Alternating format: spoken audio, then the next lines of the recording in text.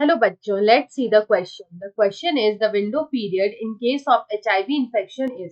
यहाँ बोल रहा है कि एचआईवी इन्फेक्शन के केस में विंडो पीरियड क्या होता है। Option A is period with clear cut observable symptoms. Option B is stage which is has highest percent of antibodies in blood. Option C is period in which infected person is tested negative when subjected to antibody blood test. And option D is stage when the person is not infected. तो यहाँ पे हम लोग देखेंगे कि जो HIV patients है उनमें यहाँ पे विंडो पीरियड क्या होता है। तो अगर हम लोग यहाँ पे विंडो पीरियड की बात करें इन एचआईवी पेशेंट्स, यहाँ पे हम लोग लिखेंगे इन एचआईवी पेशेंट्स। तो यहाँ पे ये होता क्या है, तो यहाँ पे अगर हम लोग बात करें तो ये एक पीरियड ऑफ टाइम होता है। It is a period of time, ये एक पीरियड ऑफ टाइम होता है। फ्रॉम फ्रॉम कहाँ से कहाँ तक, तो फर्स्ट होता है फ्रॉम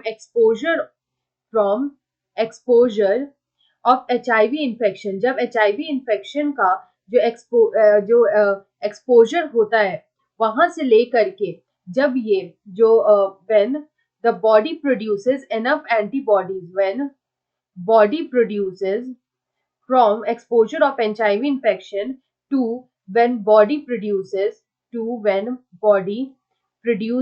enough antibodies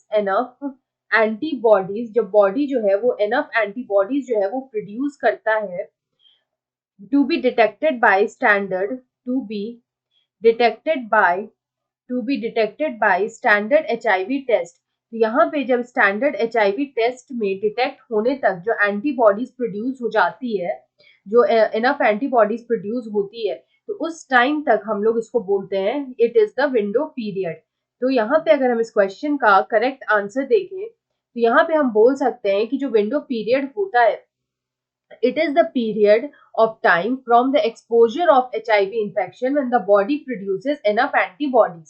तो यहाँ पे हमें ऑप्शन बी में दे रखा है stage which has highest percentage of antibodies in the blood. तो यहाँ पे option B is the right answer. I hope you understood it well. Best of luck.